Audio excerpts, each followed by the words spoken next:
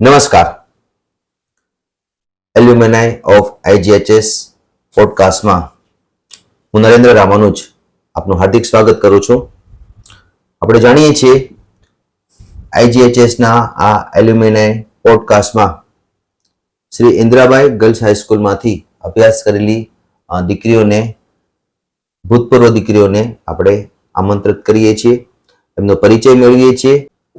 તો આજના આ એપિસોડમાં આપણી સાથે ઓનલાઈન કેનેડા ટોરન્ટોથી શ્રીમતી તોરલબેન પંડ્યા છે, જો લેબ ટેકનિશિયનનું કામ કરી ચૂક્યા છે, હાલ નિવૃત્ત છે.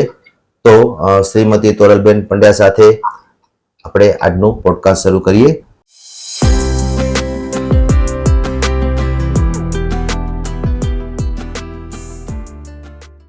સૌપ્રથમ આપણે પરિચય મેળવીએ શ્રીમતી તોરલબેન પંડ્યાનો. જી તોરલબેન, આપ આપનો પરિચય આપશો. નમસ્તે. નમસ્કાર. મારું નામ તોરલ પંડ્યા અને હાલનું નામ તોરલ શુક્લ. જી. અને હું ટોરન્ટો કેનેડા ખાતે નિવાસ કરું છું અને મેં ટોરન્ટોની સનીબ્રુક હોસ્પિટલ, સનીબ્રુક હેલ્થ સાયન્સ સેન્ટર નામની હોસ્પિટલમાં છેલ્લા 30 વર્ષથી માઇક્રોબાયોલોજી લેબોરેટરીમાં 30 વર્ષ કામ કર્યું લેબોરેટરી ટેકનિશિયન તરીકે અને હાલે નિવૃત્ત છું. જી અને સૌપ્રથમ તો નમસ્તે. સૌપ્રથમ મને આ તક આપવા બદલ આપનો આભાર. અને તમે અને આઈજીએચએસ નો સ્ટાફ જે આ સુંદર કાર્ય કરી રહ્યા છો તે માટે તમને અભિનંદન અને ખૂબ ખૂબ શુભેચ્છા. જી જી, thank you very much ma'am. આવી રીતના અમે પોડકાસ્ટમાં જેમ આપ શ્રી ઇન્દ્રાબાઈ ગર્લ્સ હાઈસ્કૂલના ભૂતપૂર્વ વિદ્યાર્થીની છો, એવી જ રીતના અમે દેશ વિદેશથી આવા ભૂતપૂર્વ વિદ્યાર્થીઓને આમંત્રિત કરીએ છીએ આવા પોડકાસ્ટમાં, એમનો પરિચય મેળવીએ છીએ અને એમના માર્ગદર્શન હેઠળ પોડકાસ્ટમાં જે હાલમાં ભણતી દીકરીઓ છે એમને પણ પૂરતું પોતાના લક્ષ્યને ચીંધવા માટેનું પૂરતું માર્ગદર્શન મળી રહે છે. Thank you very much ma'am. પોડકાસ્ટની આપણે શરૂઆત કરીએ. આપણો પ્રથમ પ્રશ્ન, આઈજીએચએસ ની સ્થાપના અને ભૂતકાળ વિશે આપ શું જાણો છો તોરલબેન? સ્થાપના વિશે તો મારા માતુશ્રી શ્રીમતી સુશીલાબેન પાઠક કે સુશીલાબેન પંડ્યા, તેઓ 1951માં તે વખતના આચાર્ય શ્રી સાવિત્રીબેન ભટ્ટના આમંત્રણથી 1951માં શિક્ષક તરીકે આઈજીએચએસ માં જોડાયા. એટલે તેઓ વાત કરતા કે સાવિત્રીબેન છે એ ખૂબ જ શિસ્તપ્રિય હતા અને તે વખતે શાળાએ ખૂબ પ્રગતિ કરી અને આપણે જાણીએ છીએ, બધાએ કહ્યું તે પ્રમાણે આ કચ્છની ભુજની સૌથી પહેલી ગર્લ્સ સ્કૂલ હતી. અને તે 1951 થી એમને 1982 અમે લોકો, એટલે મારી બા જયારે સર્વિસ કરતા હતા ત્યારે અમે લોકો એમને સ્કૂલની પાછળનું ક્વાર્ટર્સ મળ્યું. એટલે અમે લોકો અમારું ફેમિલી 1951 થી અને 1982 ના જૂન સુધી સ્ટાફ ક્વાર્ટર્સ માં રહ્યા. એટલે આમ કયો તો બાળપણ અને મારી તરુણાવસ્થા અમે લોકોએ અડધી સ્કૂલમાં જ પસાર કરી. મારા માતુશ્રી સંપૂર્ણપણે સ્કૂલને સમર્પિત હતા અને સ્કૂલની બાદ હતા એટલે આચાર્ય ગમે ત્યારે બોલાવે, રાત્રે પણ બોલાવે તો તરત દોડતા જાય. એટલે એમણે પૂરા ભાગની પોતાની કારકિર્દી સ્કૂલને સમર્પિત કરી છે. જી, ખૂબ સરસ મેમ. આઈજીએચએસ ની સ્થાપના વિશેની વાત કરું તો ઈસવીસન 1949માં એની સ્થાપના થઈ છે આઈજીએચએસ ની. અને આપણે જાણીએ છીએ કે આઝાદીના 2 વર્ષ પછી જ એની સ્થાપના અને શ્રદ્ધેય શ્રી ડોસાભાઈ થાવર અને એમના ભાઈ શ્રી કરમચંદભાઈ થાવર એમને આ શાળાની સ્થાપના માટે જમીન ફાળવી અને આ આઈજીએચએસ ની સ્થાપના થઈ. એ સમયે કન્યા કેળવણી માટે એમને એક દીર્ઘદ્રષ્ટિ રાખીને આ જમીન ફાળવી અને આ કચ્છની એક ઐતિહાસિક મહાશાળા, કન્યા શાળાની સ્થાપના થઈ, જેના થકી આજે લાખો દીકરીઓ અભ્યાસ કરી ચૂકી છે અને પોતાની કારકિર્દી ઘડી છે. તો નેક્સ્ટ ક્વેશ્ચન, આઈજીએચએસ માં આપનો અભ્યાસકાળ મેમ કયા વર્ષથી શરૂઆત થઈ? મેં 19 થી શરૂઆત કરી જી. 8મા ધોરણથી જી. અને 1975 માં જૂની એસએસસી પાસ કરી જી. અચ્છા. અને જૂની એસએસસી માં વિજ્ઞાન વિષય સાથે મારો બીજો નંબર હતો સ્કૂલમાં. વાહ, સરસ, અભિનંદન એ બદલ.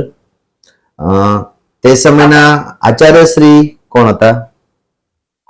તે સમયના આચાર્ય શ્રીમતી જસવંતીબેન વ્યાસ હતા. જી. અને શાળા પરિવાર વિશે આપ કહેશો, વિષય શિક્ષકો આપના? શાળા પરિવારમાં શિક્ષકોમાં જો કહું તો શ્રીમતી શ્રી નલિનીબેન શાહ, જી. નલિનીબેન શુક્લ, જી. હેમલતાબેન શાહ, માલિનીબેન અમીન, સોલંકી સાહેબ, પ્રિયમવદાબેન મહેતા, જી. મધુબેન વૈદ્ય, રમીનાબેન શાહ, જી. આત્માબેન બુદ્ધભટ્ટી, ઉષાબેન રાજ, પૂર્ણિમાબેન મહેતા, પુષ્પાબેન અને કમળાબેન વરુ અને હાલે પુષ્પાબેન વૈદ્ય હતા. જી, જી. સીવણમાં ગોદાવરીબેન હતા. અચ્છા. તેમજ સંગીતમાં શ્રી એલએન ગઢવી સાહેબ અને ડ્રોઈંગમાં શરીફ સાહેબ હતા. જી, જી, જી. એમાં હું શ્રી નલિનીબેન અને મારા માતા પિતાની પ્રેરણાથી મારો સાહિત્યનો શોખ હજી સુધી પણ જળવાઈ રહ્યો છે. અમારી કેનેડામાં એક સંસ્થા છે સ્વર અક્ષર.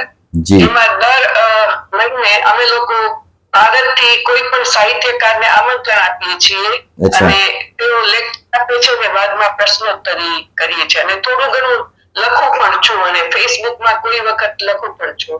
જી, અને જી. બીજા શ્રી વસંતબેન તન્ના અને શ્રીમતી તરુબેન પાઠક જેઓ મારા ઇતિહાસ ભૂગોળના શિક્ષક હતા. એટલે જ્યારે અત્યારે મારા ભગવાનની દયાથી ઘણા દુનિયાના એવા સ્થળોની જ્યારે અમે મુલાકાત લઈએ છીએ ત્યારે તેમને હું અચૂક યાદ કરું છું કારણ કે તેમણે અમને ઇતિહાસ અને ભૂગોળ બહુ સારી રીતે ભણાવ્યા હતા. જી, જી. અને હું પણ ખાતરીપૂર્વક કહું કે ભાઈ એ લોકો જે બધા શિક્ષકો અમારા વખતે હતા એ હંમેશા સંપૂર્ણપણે એમના વ્યવસાયને સમર્પિત હતા અને દરેક બાબતમાં ભણવાની તેમજ ઇતર પ્રવૃત્તિ બાબતમાં હંમેશા અમને પ્રોત્સાહિત કરતા. એટલે એમનો હું ખૂબ ખૂબ આભાર માનું છું. જી મેમ, અત્યારે આપના પરિચયમાં મને એક નવી વસ્તુ જાણવા મળી કે આપ સાહિત્યમાં પણ રસ ધરાવો છો. તો અમારા શાળા પરિવારથી આપને એક વિનંતી છે કે આપનું જે બાળપણ જે ઇન્દ્રાબાઈમાં ગુજર્યું છે તો એના વિશે એવો એક લેખ અથવા તો અહેવાલ અમને મોકલાવશો જેથી આપણે જ્યારે આ મહોત્સવ કરીએ છીએ, આપણે અમૃત મહોત્સવ, એના સુવેનિયરમાં આપનો એ લેખન અમે પ્રકાશિત કરી શકીએ. તો ચોક્કસથી એક વિનંતી છે, આપ એવો લેખ લખશો અને આ અમૃત મહોત્સવના સુવેનિયરમાં એનો આપણે ભાગ બનાવશું. ચોક્કસ. જી ma'am, thank you very much. આપના અભ્યાસકાળ દરમિયાન આપની કોઈ સિદ્ધિ હોય અથવા તો કોઈ એવી યાદગાર ઘટના હોય અથવા તો કોઈ પ્રેરણાદાયી પ્રસંગ હોય જે આપને યાદ હોય તો આપ અચૂક અહીંયા કહી શકશો. ચોક્કસ. સિદ્ધિ તો ના કહેવાય, હું પણ ઇતર પ્રવૃત્તિઓનો બહુ શોખ હતો. જી. એટલા માટે વ્યક્તિગત રીતે જોઈએ તો વક્તૃત્વ સ્પર્ધા, ગરબા સ્પર્ધા, પતંગ સ્પર્ધા અને વિજ્ઞાન મેળા સ્પર્ધામાં પહેલો બીજો નંબર. વાહ. વિજ્ઞાન મેળામાં મેં હાથથી ચાલતું વોશિંગ મશીન બનાવ્યું હતું. અચ્છા. એને પ્રથમ કર્યો હતો. અને સામૂહિક સિદ્ધિમાં જોઈએ તો 1972 માં શ્રીમતી દિવ્યાબેન વૈદના માર્ગદર્શન હેઠળ યુવક મહોત્સવમાં સમૂહ નૃત્ય સ્પર્ધામાં તાલુકા અને જિલ્લા કક્ષાએ અમારો પ્રથમ નંબર હતો અને અમે કચ્છ જિલ્લાનું પ્રતિનિધિત્વ સુરત ખાતે યુવક મહોત્સવમાં કરેલું હતું. જી. લગભગ 1973 માં ગરબા મહોત્સવ અને નાટ્ય મહોત્સવમાં પણ અમારો ગ્રુપ તાલુકા કક્ષાએ અને જિલ્લા કક્ષાએ પ્રથમ આવેલું, પણ તે વખતે નવનિર્માણ હોવાથી રાજ્ય કક્ષાની સ્પર્ધાઓ બંધ રહી હતી. તે ઉપરાંત નવરાત્રી વખતે ભુજ આકાશવાણી પરથી ગરબામાં સમૂહ ગરબામાં ભાગ લીધો. સ્કૂલની વિદ્યાર્થીનીઓએ સમૂહ ગરબા નવરાત્રી વખતે રજૂ કર્યા હતા. જી. તેમાં પણ સમૂહ ભાગ લીધેલો અને તેમજ એનસીસીમાં પણ હું સક્રિય હતી અને એમાં મને લાન્સ નાયકની પદવી મળી હતી. વાહ, સરસ, ખૂબ સરસ મેમ. અને બીજું એક અને થોડું વધારે કેવું છે મારે. બોલો. ચોક્કસ. કે ભાઈ મેં અને ધર્મિષ્ઠા પુરોહિત નામની વિદ્યાર્થીનીએ જી કચ્છની અને પહેલી મહિલા ક્રિકેટ ટીમની શરૂઆત કરી હતી. જી અને લાલન કોલેજની મહિલાઓને, લાલન કોલેજની વિદ્યાર્થીનીઓને અમે લોકોએ સામે રમવાનું આમંત્રણ આપ્યું હતું. વાહ અમે ટિકિટો ખૂબ વહેંચી હતી અચ્છા અને પૂર અને દુષ્કાળ રાહતમાં ફાળો આપેલો હતો. જી જી જી અને લાલન કોલેજની ટીમમાં મારી મોટી બહેન શ્રી ખ્યાતિ પંડ્યા અથવા તો ખ્યાતિ આચાર્ય હાલ તે પણ હતી. અમે લોકો પંડ્યા વર્સિસ પંડ્યા રમેલા હતા. અચ્છા કોલેજની ટીમના કેપ્ટન શ્રી દેવીલાબેન ગણાત્રા અને વાઇસ કેપ્ટન શ્રી દીપિકાબેન ઠક્કર હતા. અને દેવીલાબેન ના ગણાત્રાના ભાઈ શ્રી કાંતિભાઈ ગણાત્રા અમારા કોચ હતા.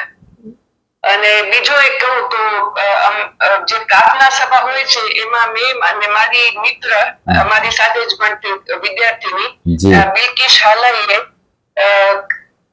હિન્દી ગીત જે પિક્ચર નું ગીત છે નમક હરામનું મેં આયર બદનામ એનું કચ્છીમાં અનુવાદ કરીને ગાયું હતું અને બધી વિદ્યાર્થીનીઓને ખૂબ રમૂજ પડી હતી તેમાં. એની એકાદી કડી ગાઈ શકશો અહીંયા? हम शायर बदनाम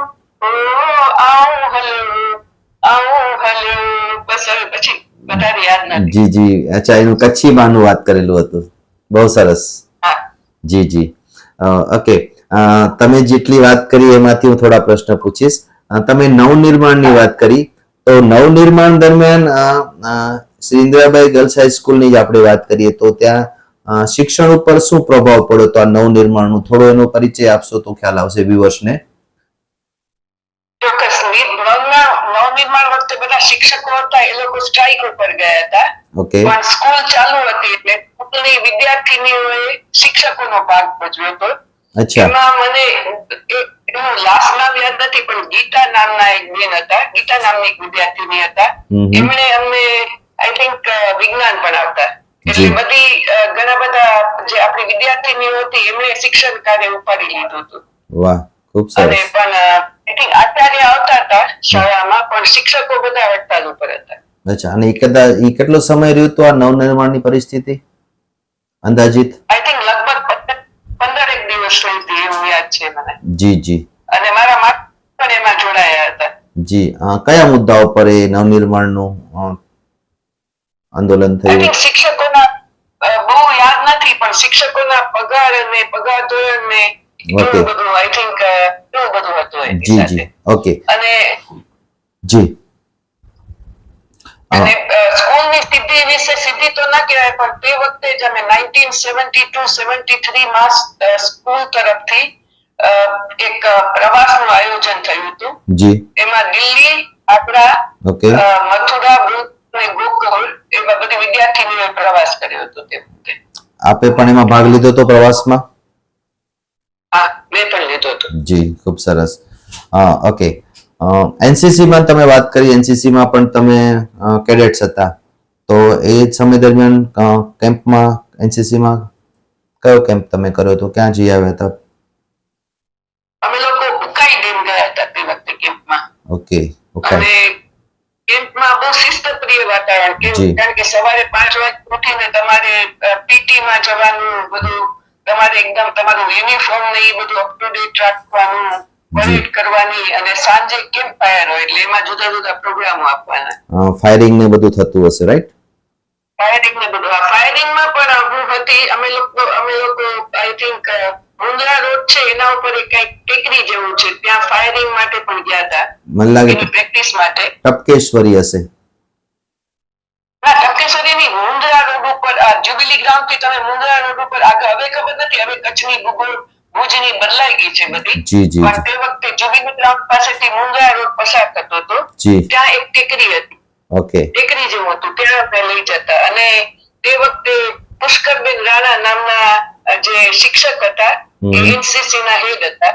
ઓકે અને મારી પસંદગી નથી પણ મારી friend Dharmishtha Purohit I think Rajkot ખાતે શૂટિંગ સ્પર્ધામાં ગઈ હતી પણ આઈ થિંક એનો નંબર નતો આવ્યો તે વખતે. જી જી ખૂબ સરસ. આપ એનસીસી ના કેડેટ પણ રહી ચૂક્યા છો અને એનસીસી માં જે સ્ટુડન્ટ જોડાય છે એ ખરેખર દેશ પ્રેમની ભાવના કેળવીને આગળ વધે છે, તો એ બદલ પણ આપને ખૂબ ખૂબ અભિનંદન.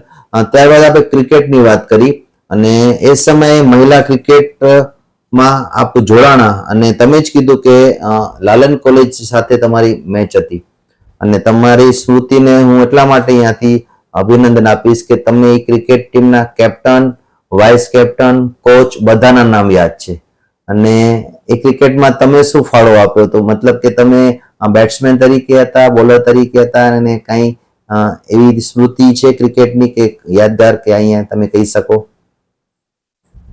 હું વાઇસ કેપ્ટન હતી અને હું ઓલરાઉન્ડર હતી, બોલિંગ પણ કરતી હતી. વાહ. અને બેટિંગ પણ કરતી. વાહ, ખૂબ ખૂબ અભિનંદન એ બદલ, કારણ કે એ સમયે મહિલા ક્રિકેટ લગભગ ના બરાબર કહી શકાય. સાચી વાત ને? સાચી વાત. હા, અને તમે એમાં ભાગ લીધો તો ખરેખર દીકરીઓને ઘણું બધું પ્રોત્સાહન મળશે. આજની વિદ્યાર્થીઓને પણ પ્રોત્સાહન મળશે કે ગર્લ્સ પણ ક્રિકેટ રમી શકે છે. Okay, thank you ma'am. આગળ વધીએ તો IGHS માં તમારો જે અભ્યાસ પૂર્ણ થયો તો ત્યારબાદ આપની કારકિર્દીની શરૂઆત કેવી રીતે થઈ? મેં ગુજરાત કોલેજ અમદાવાદમાંથી BSc માઇક્રોબાયોલોજી કર્યો. જી. પછી કચ્છ મિર્જાપુરમાં એક ડિહાઇડ્રેશનની ફેક્ટરી હતી, એગ્રો ઓર્ડર નામની. હવે છે કે નહીં ખબર નથી, પણ તે વખતે હતી. ઓકે. તો એમાં મેં ક્વોલિટી કંટ્રોલ ટેકનિશિયન તરીકે કામ કર્યું. જી. અને પછી મારા લગ્ન થયા એટલે અમે ઝામ્બિયા ગયા. ઓકે. Africa, Zambia. જી. અને ત્યાં મેં બાયોલોજી ટીચર તરીકે ધોરણ 10, 11, 12 અને 9 એમાં બાયોલોજી ટીચર તરીકે કામ કર્યું. જી. અને 1991 માં અમે લોકો કેનેડા આવ્યા. ઓકે. અને 1991 થી કરીને 2020 સુધી મેં માઇક્રો સનીબ્રુક હોસ્પિટલમાં મેં પહેલા જે રીતે કહ્યું તે પ્રમાણે સનીબ્રુક હોસ્પિટલમાં માઇક્રોબાયોલોજી લેબોરેટરીમાં લેબોરેટરી ટેકનિશિયન તરીકે કામ કર્યું. અને 2020 માં હું નિવૃત્ત થઈ. અચ્છા, ઓકે. તો આપે IGHS માં અભ્યાસ પૂર્ણ કર્યા બાદ એક લેબ ટેકનિશિયન સુધીનો જે તમારો કારકિર્દી કાળ છે અને છેલ્લે એ કારકિર્દી તમારે ફરજ નિવૃત્તિ તમે કેનેડામાં ટોરેન્ટોમાં તમે નિવૃત્ત થયા. જી, ખૂબ ખૂબ અભિનંદન એ બદલ. આપની આ શ્રેષ્ઠ કારકિર્દી બદલ શાળા પરિવાર તમને અભિનંદન પાઠવે છે. મેમ, કેનેડા વિશે થોડુંક અમારા વ્યુઅર્સને જણાવવું છે કે કેનેડાનું શિક્ષણ પ્રણાલી શું છે કેનેડાની, તો એના વિશે જરાક આપ પ્રકાશ પાડશો. કેનેડામાં સ્કૂલમાં શિક્ષણ છે એ લોકો બધા જ ક્ષેત્રોમાં તમે આગળ વધી શકો એટલે શિક્ષણ ઉપર એ લોકો બહુ ભાર નથી આપતા સ્કૂલ લેવલે. જી. પણ દરેક પ્રવૃત્તિઓમાં દરેક વિદ્યાર્થી ભાગ લે એવું ઉત્તેજન આપે છે. એટલે કે સંગીત હોય, વક્તૃત્વ સ્પર્ધા હોય, એટલે તમારું ઓવરઓલ ડેવલપમેન્ટ થાય. ઓકે. પણ યુનિવર્સિટી લેવલે પછી જે અભ્યાસ છે એ થોડો અઘરો થઈ જાય છે, એટલે ખૂબ મહેનત કરવી પડે છે. હું મારા દીકરાની વાત કરું તો એને કોમ્પ્યુટર સાયન્સ કર્યું. જી. Computer and science university of Toronto માંથી. જી. તો એ સવારે 8 વાગ્યાથી શરૂઆત કરે, 8 થી કરીને 12 વાગ્યા સુધી એના ક્લાસ હોય. જી. પછી પાછું લંચ હોય, પછી પાછા 2 વાગ્યા સુધી કે 3 વાગ્યા સુધી ક્લાસ હોય. અને પછી એને જે હોમવર્ક મળે સાંજે પણ ક્લાસ હોય અને પછી હોમવર્ક મળે તો રાત્રે 2 વાગ્યા સુધી હોમવર્ક કરે અને સવારે 7 વાગે ઉઠીને પાછો કોલેજ યુનિવર્સિટીમાં જાય. એટલે યુનિવર્સિટીમાં બધું છે ઇટ્સ વેરી ટફ. જ્યાં થોડુંક હાર્ડ વર્કિંગ માંગી લેવું છે તમે કીધું એ પ્રમાણે. Hard work. Yes yes. Okay, તો શુભેચ્છા આપના સન માટે પણ કે આટલું હાર્ડ વર્ક કરીને એ ઉત્તમ કારકિર્દી અચૂક બનાવશે જ. બનાવે છે. અત્યારે અમેરિકામાં ઇલિનોયમાં શિકાગોમાં એક કાર્યરત છે. ઓકે ઓકે ઓકે, સરસ.